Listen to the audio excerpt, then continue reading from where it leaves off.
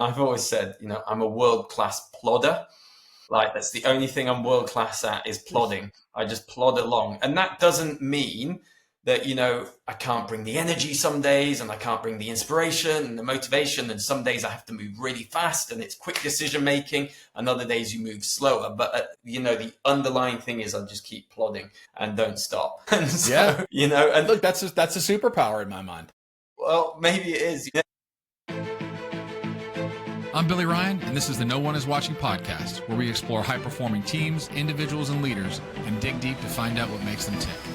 This show highlights the DNA shared by elite performers, the process by which they leverage that talent, and ultimately helps you apply those lessons to your own life, business, or team.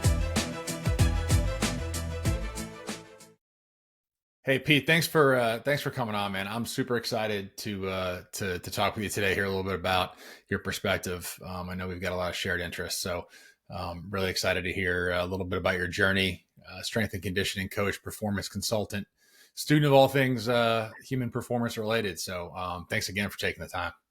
No, look, it's so good to be on your show, Billy. Thank you so much for the invitation, and I'm looking forward to our conversation. Yeah, likewise, man. Likewise, I'm super excited. So tell me a little bit about your journey, man. What attracted you to this space?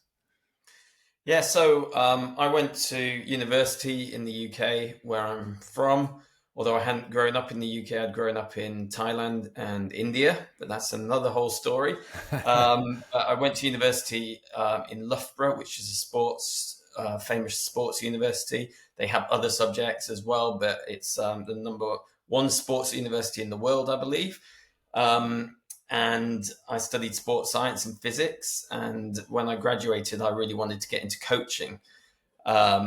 A lot of people were going into kind of PE teaching or other areas of sports science research and so on. And I was really passionate about coaching and really wanted to help people achieve their potential. So I wanted to get into coaching of elite athletes. And I kind of fell on my feet, really, because I managed to get a job in a gym on the Loughborough University campus where there was loads of elite athletes training there, student athletes, and kind of postgraduates as well training there. It's a big training center. I got a job in the gym there and managed to, or kind of got mentored into a role as a strength and conditioning coach. And my mentor basically just allowed me to assist him in sessions and so on. And then when he wasn't there, just said, coach the athletes, obviously gave me guidance, gave me a program and so on. So my first job in coaching was coaching elite athletes. So I kind of fell into it in that sense. Of course, I worked super hard. I got extra vocational qualifications along the way. And I read a lot and studied hard and got to understand programming and periodization and all sorts, weight training and lifting and speed and agility and all sorts of the science behind, kind of coaching for performance. And so I was based at Loughborough University for a number of years. And then the English Institute of Sport was set up, which is a government-funded organization in the UK to support elite level athletes for Olympic success. And that was set up in 2004-05 time. And I got a job with them in 2005 as a strength and conditioning coach and worked with them for 4 years in track and field, swimming, triathlon, and a number of different sports. And then I also did some work at the same time in soccer, so football, cricket, and some pro sports like that. So that was super good, super interesting, a real developmental part of my life. And then from there in 2011, having been in Loughborough for 13 years, studying and coaching, we moved to France for 7 years. And I worked with athletics, track and field in France, and then the French alpine ski team. And then came back to the UK in 2018 and started working as a performance advisor. But actually, between the time in France, I was working for a company called Hintsa Performance, which was largely involved in Formula One, and I was their performance director, but also other sports. Carried on doing that when I moved back to England initially, and then about sort of 18 months ago, finished with them and set out as a consultant by myself, working for a number of different pro teams and organizations as an advisor, basically in performance. So that's kind of, long story short. I know I talked a lot there, but that's kind of my journey to where I am now. No, that's fascinating, man. I mean, what was your athletic background growing up? So I played, well, initially I did swimming when I was really young, and I really enjoyed like gymnastics at school and stuff like that, but I never got a chance to go to a really high level, mainly because I was at school I was in Thailand, in India, and didn't have the same kind of opportunities. But then I played a lot of football, soccer, and that was kind of my main sport until I was sort of 16, 17. And then I kind of got into track and field later on, and I did a lot of running mainly, and then distance running, and then I got into triathlon. So I've kind of done a bit of everything.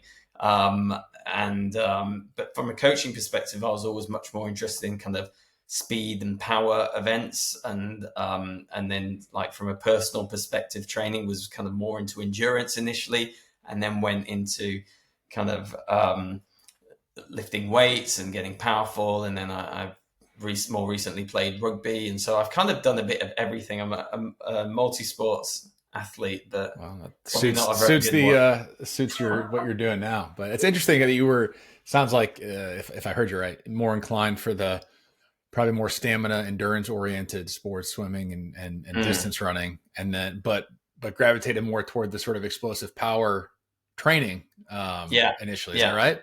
Yeah, that's right. And that actually was really helpful for my coaching, because it meant that I had a really good understanding of both ends of the spectrum, because a lot of athletes need both, speed and power, force development, but they also need a high level of endurance as well. So it worked well to have kind of a dual interest in that way.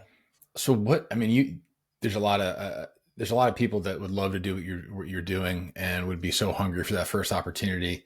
And you had an incredible one right out of school. Your first really taste of, I would imagine your taste of this job in this field was with some really elite performers. What was that like? I mean, initially, was it eye-opening? Were you in awe? Was it, just you didn't know any better? I didn't really know any better, and I wasn't really in awe, because I'd kind of been around good athletes, because I'd played sport and I played at, a decent level. So I was, but I was just so passionate around the coaching side and learning, and just absolutely loved it. I can remember I lived about 20-minute walk away from work. So I'd walk to work every day just thinking, I've got the best job in the world. I've got the best job in the world.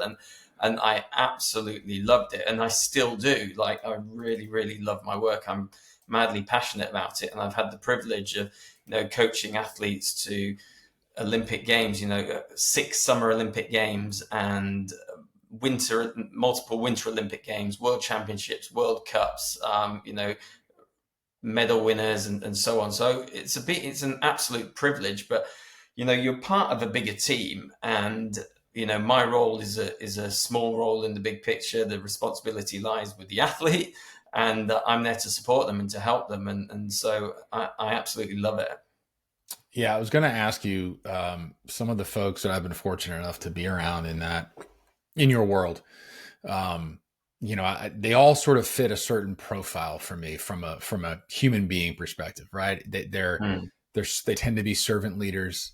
They tend to be incredibly team oriented, and also sort of gravitate toward all sorts of growth and development, not just the obvious, bigger, faster, stronger type of development, but holistic human development, not just for their clients or their team or their players, but for themselves as well. And I get the inkling that you're similarly oriented in your life. Is that a fair assessment? Absolutely. Of course I've said how passionate I am about sports and coaching, but I want to develop other areas of my life too. I want to make sure I'm not just kind of pursuing what I care about, but I'm putting my family first. And, I've got a wife and 3 kids, and I want to make sure that I'm a better person every day. So I'm developing in other areas. And more recently, I've had leadership roles in sports. So, through my career, I moved from coaching to more management and then leadership. And so have had to work really hard developing the leadership side, which means understanding myself, understanding other people, and lots of other elements to that. And I've actually written a course on leadership recently, and so I've learned a lot through writing that. But that's kind of been like the gathering of my thoughts over the last kind of 20 or so years, and what I've seen. And it's on sports leadership, so it's to help people, either people who are in leadership roles in sports already, or kind of practitioners coming through who are moving up the ranks of, moving from a strength and conditioning coach to a head of strength and conditioning to maybe a performance director. The score, you're from a sports background, which is probably why we connected so well at the start, because we speak the same language. But so I'm really interested in leadership. I'm also interested in looking after my own health and well-being, and all these things. So yeah, of course, there's so many elements to being successful in any career, but in a sporting career as well, which is obviously my narrow little world that I live in. I don't know anything else. It's just this small world of elite sport. But like you said, it's not just about the coaching side. There's so many other areas that you need to develop. Yeah, look, I think your lane may be narrow in the definition of elite sport, but we both know how applicable that is to everyday life, and I think that it may be a little bit easier for someone in your lane in that field, where it is health and performance oriented, to be cognizant and prioritizing, self-care or wellness, not just for yourself but for everybody else. But that is not, obviously you think about the players and the athletes on the field. You don't always think about all the other people that are involved in that ecosystem who, look, just candidly, health and wellness is not a priority for most of those folks because, or it's just, I should say, it's hard to make that a priority because of the demands of the job, right? Almost independent of what, whether you're in sales or you're in operations or you're coaching, it's long hours, it's travel, there's a lot that goes into that. And so being able to say, I'm going to take care of myself, I'm going to take care of my family from a day-to-day perspective, that's a bigger challenge, I think, than a lot of people can appreciate. Yeah. And, like in sports, you'd be surprised how many people who don't look after themselves, even though they know better, or, just because it's a high stakes environment. There's a lot of money involved in getting results. There's high pressure. There's long hours, like you said. There's a lot of travel. There's time away from home. And so I think it's really about, who you are as a person. And that's what I've really tried to think about and focus on in my career, and still do, not just like, what am I achieving, but who am I becoming?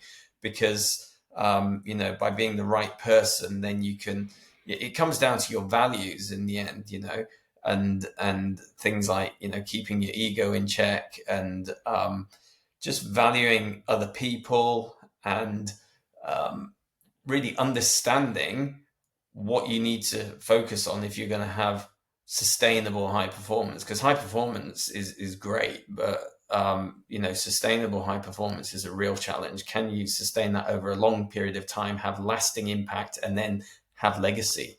And that really comes down to who you are as a person and what you're building, and not just kind of achievements that come and go. It's much deeper and broader than that.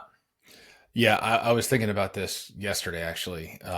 And in baseball, they use the term almost in a derogatory sense. He's a compiler. He's a stat compiler, right? And so it's said about guys that have long careers, and maybe they're not winning MVP awards, but they're really good players for a really long period of time. And it's almost this derogatory term, like, he's just a compiler.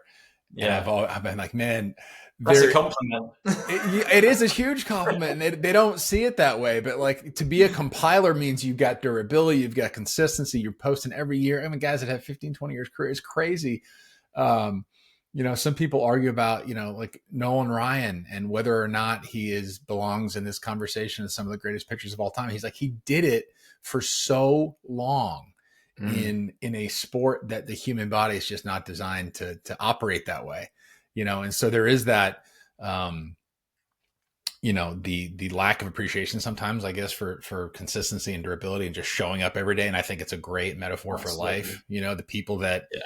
they may not have, I mean, nobody's gonna have their A game every day, right? But if you show up and you're present and you're trying and you're giving it what you got that day, I mean, that's more of just sort of cliche, like, hey, he gave it his best today. Like there's value not just for you, but there's value for everybody else in your universe, knowing that rain or shine, you're gonna post every day. Yeah, it's really funny because I've been asked in the past, people have said, on kind of podcasts or interviews, what is your kind of standout characteristic that has led to, a successful career or whatever. And I've always said, I'm a world-class plodder. Like, that's the only thing I'm world-class at, is plodding. I just plod along. And that doesn't mean that, I can't bring the energy some days, and I can't bring the inspiration and the motivation. And some days I have to move really fast and it's quick decision making, and other days you move slower. But, the underlying thing is I just keep plodding and don't stop. And so, look, that's a superpower in my mind. Well, maybe it is, if you just plod and you bring zero energy and you're just the worst person, that's not going to fly in the league level sport or in any sphere or setting. But it's that underlying, like I think you said, sustainability and durability. I think that's what I kind of allude to when I say I'm a world-class plodder. So. Yeah. I mean, it's, I think you're underselling yourself, right? I mean, again, there's a lot of, I mean, I'm sure you've crossed paths with a whole bunch of them in your career, but there's a lot of people that have all the talent in the world, or the stars align for a finite period of time, and they perform exceptionally. And then you look up 2 years later and they're nowhere to be found, and there's a difference between, being able to adapt, being able to grind through that just to know that I'm going to show up every day. And whether it's an athlete who loses some explosiveness, or recovery is not as easy as it once was, or it's just, somebody in that's getting squeezed out by AI right now, and how do they adapt and figure it out in their job? It's all kind of the same skill set. Yeah, I think you hit the nail on the head there with the word adapt. It's that ability to adapt. It's the ability to flex and change and pivot.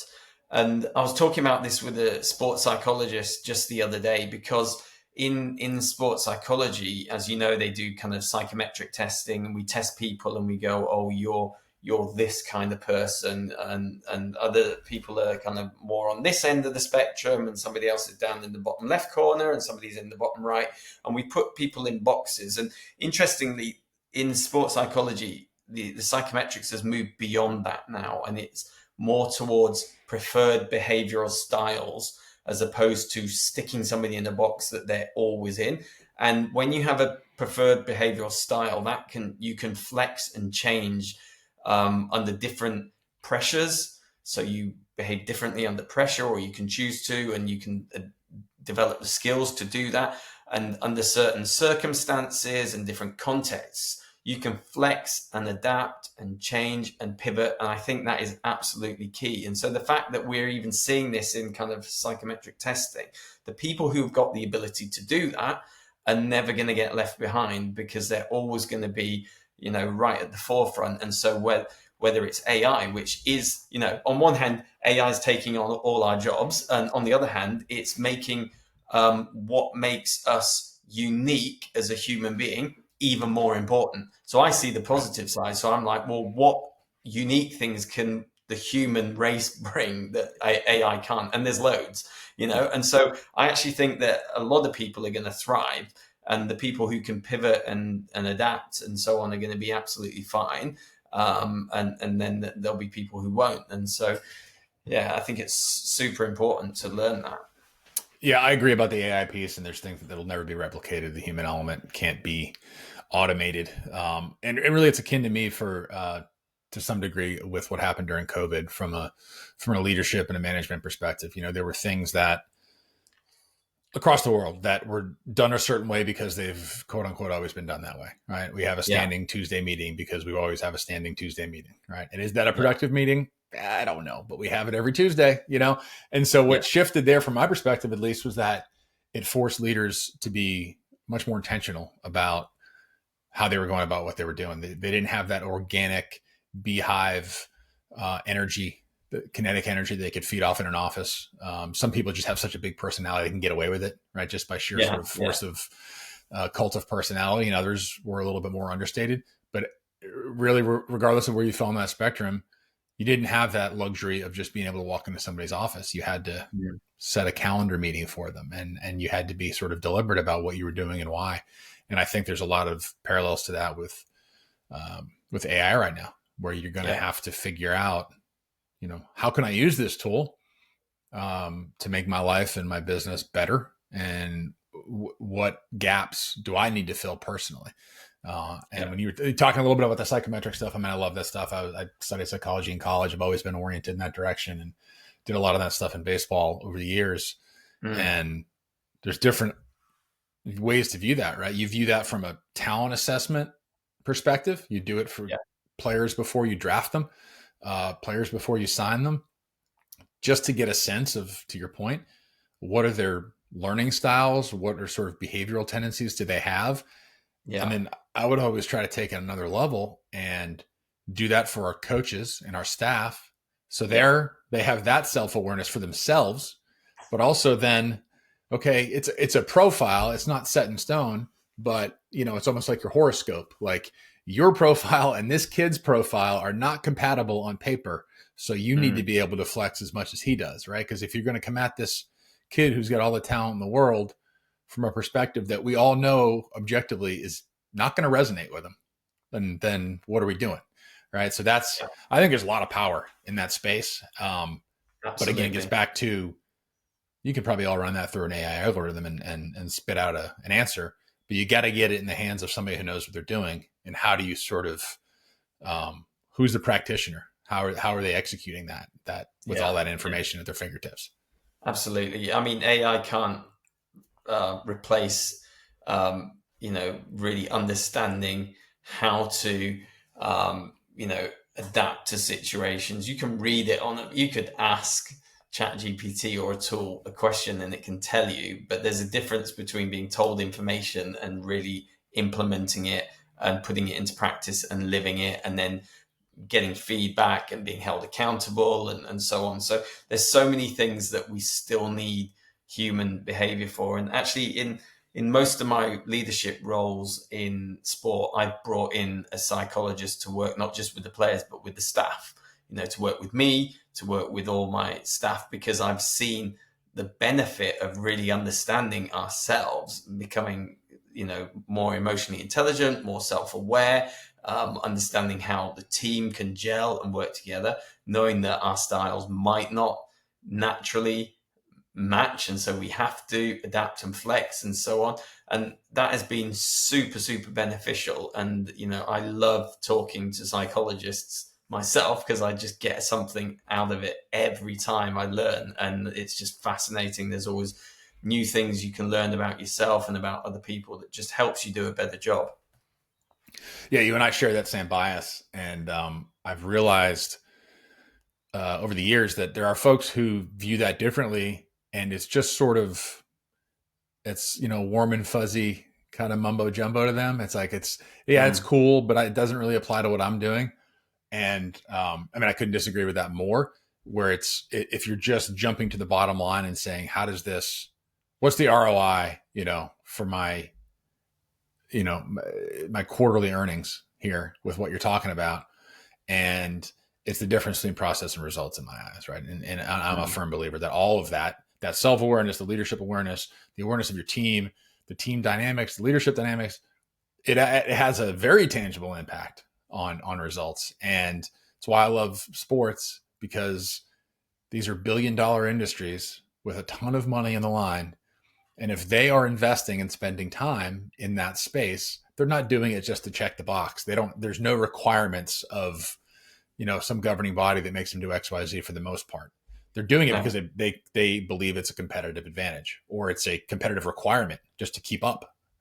Absolutely. Yeah. Yeah. And you're absolutely right. And, people who kind of write it off before actually seeing the benefit of this kind of work, it's a real shame.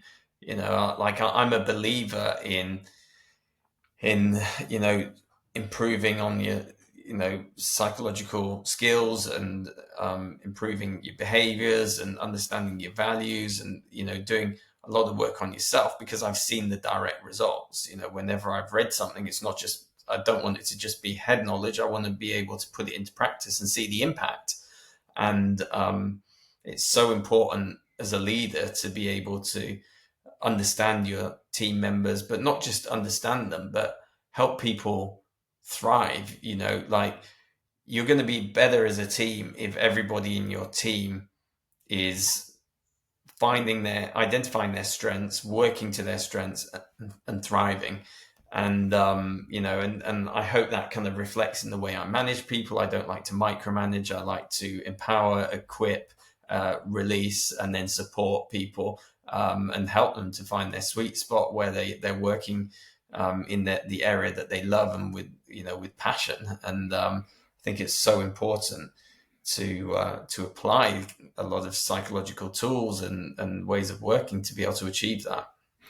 Yeah, so I kind of want to dig deeper on that with you, because you already touched on your sort of holistic view of I would say the world, but certainly your profession, and you're in an orbit of elite athletes, high performers, alpha personalities, achievement oriented individuals, and balancing that with the self awareness, the humility, the quite honestly, the ability to be content with where you are right now versus where you may want to be. That's got to be a challenge. And you've worked across a wide array of sports and individual performers versus team performers. I mean, just tell me a little bit more about that, what you've seen over the years of the balance between hard charging, achievement oriented competitors with the other side of the coin of awareness, humility, just being content, I guess, for lack of a better word. I mean, I would say that you've kind of got people at both ends of the spectrum, as you know, and these kind of hard charging A-type personality people. There's a lot of them around in sport, but there's a lot of them around in business as well, and in kind of influential positions and so on. And for me, I think that you've really got the kind of the perfect mix of somebody when you've got a lot of those elements, but without the kind of the narcissistic tendencies, and without the ego getting kind of out of whack. And so you've got this incredible drive and ambition and competitive nature, but not at all costs. So you're not just like trampling on everybody and leaving a trail of destruction behind you and just not caring about relationships. You kind of got this kind of ability to hone this softer side, or whatever you want to call it, or a human side, and be more a whole person. And that is possible. And a lot of people don't think it's possible and think that you just need to be this kind of really hard driven person. But I think, you don't need to be a hard person. You might need to be thick skinned on the outside, but soft on the heart, have a soft heart. And that's what I like to see in people. And the best athletes are often like that. Not always the best. There's plenty of really successul athletes who are just out and out narcissists, but the best ones in terms of the nicest ones to work with, and the ones who are probably happier in the long run, and have that kind of sustainable high performance, are the ones who've got a little bit more balance. And they're the ones I love working with, those people. And I like nurturing that in people as well. So when you're working with young athletes, like really helping them to grow as human beings and as people, I love that side of things. And then also kind of with my staff and with leaders in sport, really helping them to grow that side. Because if you can get that balance, then then you're onto a winner. Yeah.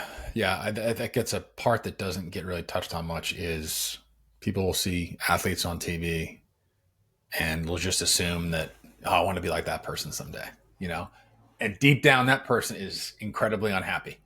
They're just ungodly talented in a particular area. And I don't have that problem, but I imagine it's a little bit of a gift and a curse where when that is what you do and who you are, you get lost a little bit in the who I am versus what I do. And eventually that's going to go away. It might be tomorrow, it might be 20 years from now, but eventually that's not going to be quote unquote who you are anymore.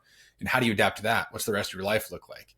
There's a difference between being a great athlete, a great performer, and a great teammate, right? And there's a lot of guys that fall into that first category that don't have a whole lot of friends outside of, when they hit the showers and go home, there might not be a whole lot waiting for them. Yeah. I mean, I like to spend a lot of time with people, my athletes and my staff, talking about these exact things, like your identity. So, who are you really at the core? And then your purpose. What is your calling? What is your mission? What are you trying to achieve? And then who have you got around you? What is your inner circle like? What's your family and support system, your close friends? Who have you got? And, because you can't just operate by yourself. You need to operate in an environment where you have support. And so talking about those kind of identity and purpose, and then the kind of key people around you, and are really impactful areas to really dig deep with athletes, because then they start to think, and especially with younger athletes, it can really help them on their development journey to get started on the right foot and hopefully stay in the sport for a long time and be successful in the long run. Yeah, actually, one of the things I was going to ask you about was sort of that, separation, or it's probably not the right word because they're inseparable, but your specialty, at least initially in your career, was the physical realm, right? Bigger, faster, stronger, more explosive. How do we optimize you physically? But clearly a lot of your time is spent, whether directly or indirectly, on the mental and emotional side of things.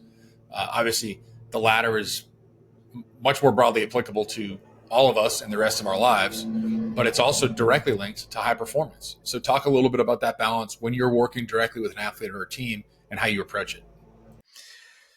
So a lot of the time now it's not really with athletes, because I'm not directly coaching athletes anymore. And so I don't want to kind of stand out and go outside of my lane. And so I would bring, qualified sports psychologists in to deliver this kind of work. But with my team, when I'm in leadership roles, so my last role that I had as performance director, and then now when I'm going in and doing sort of long-term consultancy and working with groups, in a leadership position, I like to look after my team. And so there's the opportunity to bring some of these areas of development. So I don't by any means see myself as an expert in this area. I'm not a qualified sports psychologist.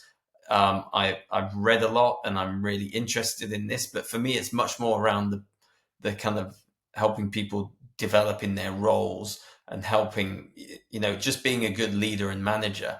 And so, I'm kind of not doing this in a formal way, but it's part of my leadership style to really care for the person and the individual and really nurture them and shepherd them, or whatever word you want to use, in their role, to really help them thrive. So what about when you were working directly with athletes? You worked across a whole bunch of different sports. What, in your eyes, what were some of the similarities that stood out to you as your career progressed and you started touching a whole bunch of different sports and different types of athletes? What stood out to you as far as common threads? Common threads in athletes? Yeah, physical, mental, emotional, whatever commonalities, that you identified. I would say one of them is a high level of resilience, and so just being able to take the knocks, being able to take, periods of injury and come back, and being able to stay motivated. I think resilience is you know, one of the things that sort of the younger generation don't really understand. And I think athletes who are super successful are very, very resilient. So that's kind of one key thing. I think linked to that is motivation. The athletes who kind of do well and continue to do well generally love it, because if they don't, then they would probably walk away and step away after a certain amount of success and go, thank you very much, I've made my money, I'm done. And that's Right. fine. But the ones who kind of, sustain it absolutely love it. I think another area is definitely the ability to work hard and apply yourself. And like, of course, you need a certain amount of talent, but there's that, that famous saying about hard work beats talent when talent doesn't work hard. And I think there's an element of truth to that. Of course, you need a certain amount of talent, but the most talented athlete isn't always the best. It's normally the talented one who works super hard and works really smart. But it's not just so. We kind of have gone a bit full circle with this, because it was like, oh yeah, work hard, and then people are like, no, you don't work hard, you work smart. But you need to work hard as well as working smart. Right. You don't want to work hard on. I think what people are trying to say is don't work hard on the wrong thing. Work smart. So, but it kind of got lost a bit, and people were like, no, just work smart. And I'm like, no, you need to work super hard. You haven't seen some of these guys, like, you're not going to win if you're not working hard. So I think working hard is important as well. And so, I mean, there's loads of other elements, but those are some of the key ones that have stood out in the most successful athletes I probably work with. Yeah, it's funny, man. The people are in awe, and rightly so, of really elite performers anywhere, right? It doesn't have to be athletes, but it can be musicians, it can be business folks, it can be artists, you name it. And they just think that it's, God just reached down and blessed them, and here we are, and I can never relate. There's like a different species than me. And there's an element of that. Certainly you have to be blessed with a certain amount of talent, innate ability. But all the other stuff, it's so fundamental and simple. It's the stuff you teach your kids, right? When they're learning how to do anything, right? It's care about what you do, work hard, and just do your best. And really, it's the difference between everything you just touched on.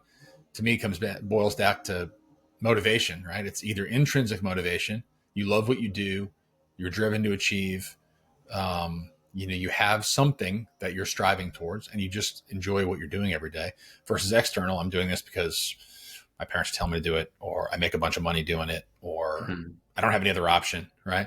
And those are all circumstantial. So when those circumstances change, your motivation changes. Whereas if you love it, it's a lot easier to work hard. It's a lot easier to be resilient, right? If you don't really enjoy what you're doing, why am I going to grind through an injury or a failure to get back out there and do it again? I don't really like it that much, right? It's really simple stuff when you think about it, when you boil it down. It is really simple stuff. But, like there can be a high level of monotony in elite level sports. Like from the outside, it's all glitz and glamour and it looks amazing, but it can be pretty monotonous. And so, and there's research to show that, you need to break up the monotony, or it can lead to the kind of like overtraining syndrome or burnout and this kind of thing. And so another thing I've noticed, and what I like to do in environments where I've got influence, is bring an element of fun and enjoyment. And so, like, people think it's either, like we were saying before, it's about balance, right? You can be super driven and motivated, but you can still have a lot of fun doing it. And I've worked with people who are so kind of outcome and results focused that it's all about getting the winning outcome, that they are just so unbelievably miserable.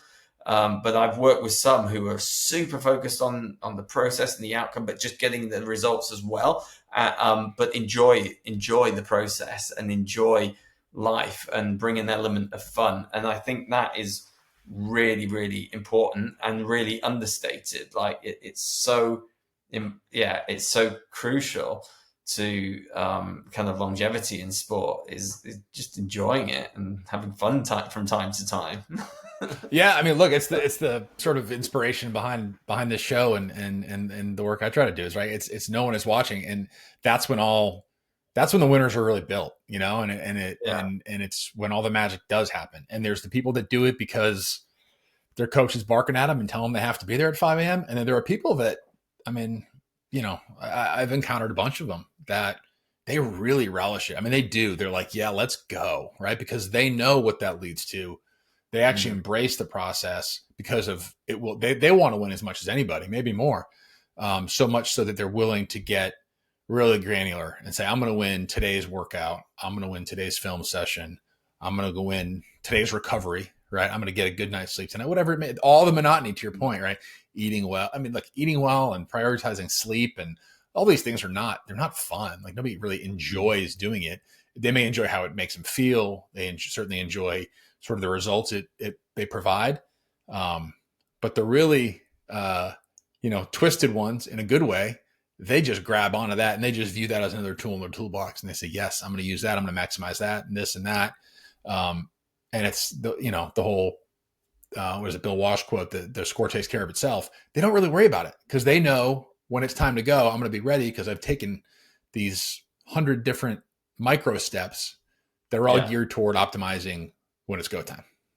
Absolutely. And that ability to delay gratification and just, realize that, okay, there are going to be times when this isn't all fun. And when it's not, I'm going to try, just knuckle down and whatever. And then trying to bring the fun and enjoyment when it is tough. But just knowing that if you, like you said, if you take time to, build and build and build, it's that cumulative effect that will lead, those thousands and thousands of steps all add up in the end. And that's where you get the results. Yeah. Honestly, that the delayed gratification may be the simplest and most tangible way I can explain why, I always err on the side of the athlete. If you're hiring someone, if you're making a decision, because all of the things, whether it's work ethic or training or diet or discipline, it's all about delaying that gratification. I really want to shoot the ball right now, but I'm going to pass it because I know it's the right thing to do in the long run, whether it's because I think it gives us a better chance of scoring or because I know this teammate needs it and I need him to be confident 3 weeks from now when we're in the playoff, whatever it may be. Like there's all of these, all of this minutia that goes into it that requires delayed gratification. And that is not a strength of our society right now, I would say, delayed gratification, right? No, not at all. And, but there's still people who kind of rise to the top. So, and they're the ones who have these traits. So yeah. Well, it stands out so much now because of that, right? Yeah. Yeah. I think so many of the areas that are required to be successful in sport don't come naturally to, kind of the younger generation. Things like discipline, self-discipline, personal disciplines, things like delayed gratification, things like resilience. I think the way kind of social media works and algorithms work, it just teaches you to switch your focus, switch your attention constantly, give your attention to something for a few seconds, then change it up to something else and then something else and something else. And it's constant, immediate stimulation and gratification. And well, the minute something gets uncomfortable, you just change the channel, right? Yeah, absolutely. Absolutely. And I do it when I'm on, Instagram Reels, and I should be on it less. But, we're all, can't get away from it. But so I do feel for people like kind of, the younger generation, but there are those who are rising to the top because they've knuckled down, they've put in the work, they've put their phone down or switched it off for a few hours and gone to the gym, trained hard, or gone down the track and done their session or joined their team. And, so there are, it is possible, but I don't think it comes naturally to a lot of people. Yeah. And you're right. There's a level of empathy there there's so many advantages to the environment they're growing up in, and things are so much easier, but that in and of itself can be a disadvantage, right? When everything is easy, when you don't have to sit through a commercial break, right? When everything is on demand, you know, that presents a real problem when you're faced with your first bout of real adversity, and we're all gonna get hit with it, right? I mean, it's not like our generation has it all figured out. I mean, harken back one or two generations before us. I mean, you know, grandfathers are fighting in multiple wars and dealing with, you know, world changing events while raising a family and having a career and all the other things that, you know, that we're dealing with. And so it's all a matter of perspective, and they did that. And now here we are in 2025 doing what we're doing. And I wrestle with this as a person. I wrestle with it as a parent, probably more than anything else. But even in the professional world, you know, nobody wants to seek out resilience or failure, right? Because there's never really, unlike sports, we don't really get a lot of practice, right? We don't get to, if we've got to do a sales pitch, we can do some dry runs, but there's not a true practice dry run with a live audience and with some scoreboard involved, right? And so how do we, I don't want to say manufacture that adversity at times or resilience, but training for resilience, right? It's the difference between, you know, I want to hear your thoughts on this, training for what is predictable, which I think a lot of things in sport are predictable. You may not know when they're going to happen, but you pretty much know what's going to happen during a match or during a game, versus training for what's not predictable, you know, because by definition, you don't know what it is or when it's coming or how you're going to respond to it. So how do you approach that? I mean, I've worked in teams where they kind of artificially introduce adversity to basically develop resilience. And I think that's all well and good if you have the tools to deal with it and the maturity to deal with it. So I've kind of seen it work well and I've seen it not work well. So I'm kind of not decided like blanket every team should like introduce adversity to try help develop resilience. I don't believe that. I think it can be a useful tool, but I think the most important thing is equipping the athletes and the individuals or the staff members, if you're looking at your team, to be able to become, you know, resilient and know how to behave and know how to adapt and you know, really know how to cope in situations that are tough. So, I mean, kind of, I've said a number of times, oh, you know, it's tough for the younger generation and all this. But having said that, I'm not one of these people who were like, oh, back in my day, it was so much easier and we were so much better. Not at all. Like, I actually believe that there's probably, you know, the world is despite what the craziness of the news and everything, I think in general, the world is in a better place now than it's ever been. And people are generally better off than they've ever been. And, you know, there's a lot of good in the way that we do things. Of course, there's a huge mess in areas of society. There's huge problems and so on. But I think the general trend is towards positive. I'm a positive person and an optimistic person. So I think that, and so I think then that carries through to, you know, individuals as well. I think generally people are probably okay, you know, and I don't want to have this negative kind of approach, but we need to nurture people. We need to equip them. We need to care for them. We need to father them and parent them and so on. And when people haven't had the input that they should have had, then we need to get alongside them and support them. And then they can become the people that they need to be. And so, so I think for me, it's much more around support and you know, looking after people in that way. Yeah, I would agree. I was looking through, you know, kind of your resume, so to speak, and the different populations of athletes that you've worked with. And the one that, it may just because it's the one I know the least about, but it's interesting. You know, the F1 motocross sports, you know, the driving sports, right? You're sitting in a seat with a steering wheel in front of you. That is not the world we think of when it comes to high performance. At least it's not the world I think of immediately when it comes to high performance. Yeah. And a lot of that is, you know, my own ignorance showing. But just tell me more about that world, and the approach in that versus some of the more you call it traditional or well-known sports. I mean, it's a crazy world. It's you know, a high octane world. It's super exciting. really interesting. And these guys are,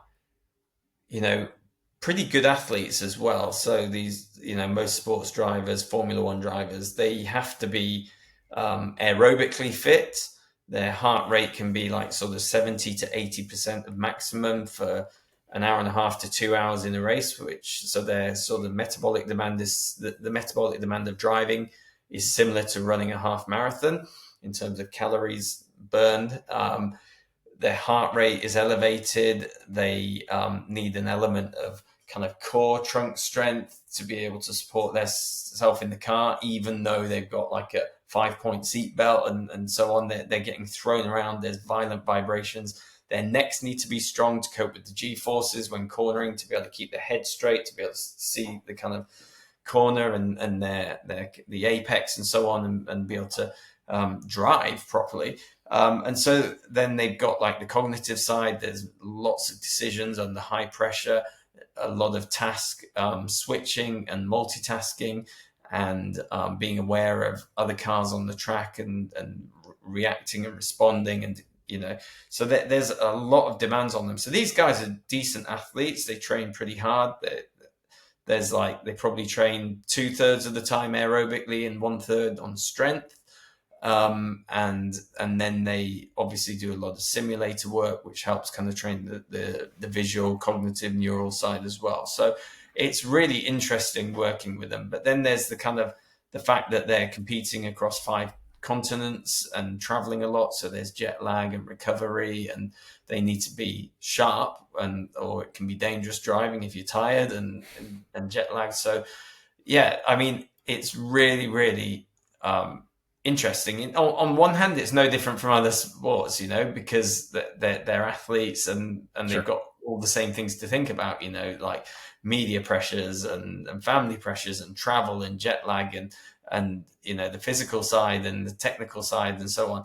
But on the other side, it's quite different, because they're sitting in the car and everyone thinks, oh, okay, that's easy. All you're doing is sitting in the car and driving, but there's so much more to it. So yeah, it's fascinating, and I still work in motorsports. I enjoy it. I enjoy other sports too, equally, but it's certainly challenging and certainly fascinating. Yeah, I bet. I mean, it had to be. I imagine it was eye-opening, your first exposure to that, right? Because it's like most things, right? You can't really appreciate how hard it is to do a certain thing or how fast something's moving until you see it up close. You're like, no, wow. Exactly, and it is pretty crazy. Yeah. Well, like I think, just you, the diversity of what you've done and the areas you've touched, I think is really a good indicator of how connected we all are with performance. And, they're in the world of hyper specialization, whether you're talking about youth athletics or, kids in college picking a major, or, trying to carve out your niche professionally in your career. The generalist skill set, right? The all-purpose athlete, utility player is incredibly valuable in my mind, because I think that person's going to be more resilient. I think that person's going to be able to adapt to unforeseen circumstances. And I think what you're doing across multiple high-performing worlds is a great indicator of that. I mean, the fact that you can jump from rugby to skiing to F1 racing, right? I mean, that's, for someone who knows nothing about sports, looking at that, and you're like, well, how, you must be like this super guru who knows everything about everything. And it's like, no, you just have mastered the fundamentals of performance, right? Yeah. Yeah. I mean, I certainly don't know everything about everything in sports, but like now my work is kind of having worked in so many different performance environments, my kind of, advisory and consultancy work is much more around optimizing the performance environment. And it's normally in kind of 3 different areas. So it's looking at the personnel, like have you got the right people in position to deliver? So have you got the right number of strength and conditioning coaches and physiotherapists and psychologists and nutritionists and doctors? And if you got the sports science and medical services staff in place. So it's like hiring and firing or recruiting the right people. So you've got that. So it's the personnel. Then it's the kind of the facilities and equipment. Do you have the right training facility and the right equipment to facilitate performance in your team or in your club or whatever? And really doing an audit of, have you got what it takes there?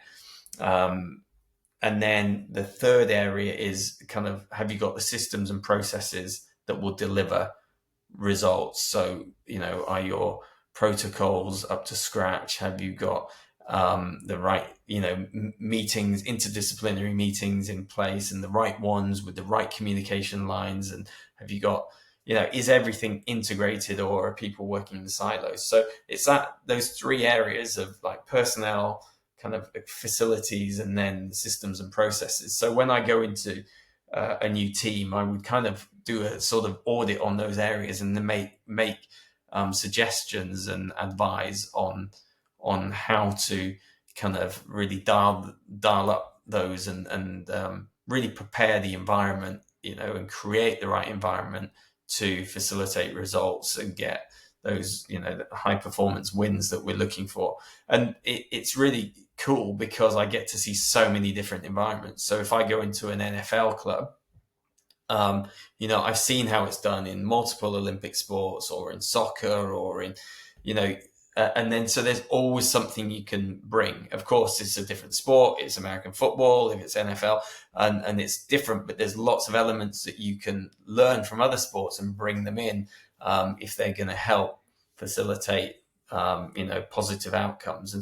And then from there, I might go to a soccer club and be able to say, well, actually in the NFL, they're doing this, and I can, take that idea and mold it and fit it. And so it's really cool, and it's a real privilege to be able to see so many different environments and still be able to bring some level of value wherever. Yeah, well, I'm sure you do. And look, it's if you're not stealing good ideas from other people, you're missing an opportunity, right? I mean, that was always a fun part for me, working for teams, was looking around at other sports. You're not going to look, you're all staring at each other across the other side of the field all year round, but going and looking at what they do. I mean, one of my favorite books is Legacy, about the All Blacks, right? And just, it's a world I don't know a lot about. I was fortunate enough to be able to go over that part of the world at one point for work for a couple of days. It's a long flight for a couple of days, but just there's so much opportunity to glean from, whether it's, tactically, culturally, organizationally, whatever lens you want to look at it through. Just like the business world, right? If it's a copycat world we live in, and if something's working for somebody else, you try to absorb some of that, make it your own, and then leverage it. It's why I like to use quotes a lot, right? Somebody smarter than me that's experienced a lot more than me has probably said it better than me at some point. So why am I going to try to, come up with my own spin on it necessarily? It's not always value in that.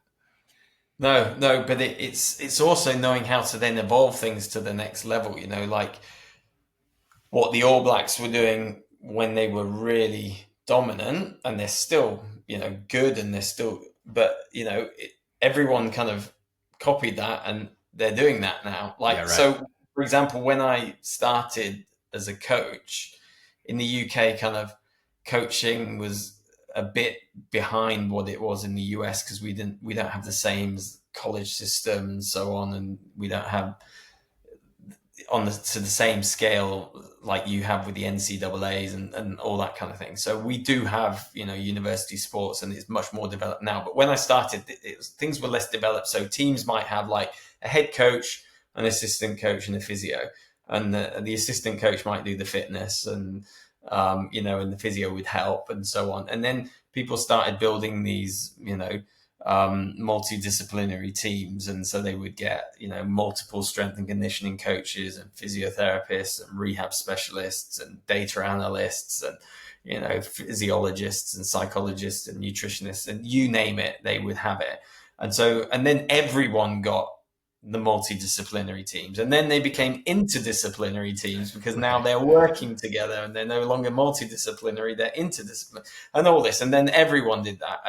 And so now it's like, where do you find the winning margins, and how do you stay on the cutting edge? Because as soon as somebody writes the All Blacks book, everyone copies it. And then as soon as somebody else writes the book about, the Kansas City Chiefs or whatever, everyone's going to copy it. And, so whoever's winning at the time is going to get copied. So how do you then evolve and stay on the front foot and, take it to the next level? And I think part of it, like now, it's very much around the integration of these services and everyone working together, having good systems and processes, but there's so much nuance to it. So I find it super interesting and fascinating because it's ever changing. You can't just set up a team with good facilities, great people and good systems and processes and win forever, because people are going to catch up. You need to just keep evolving.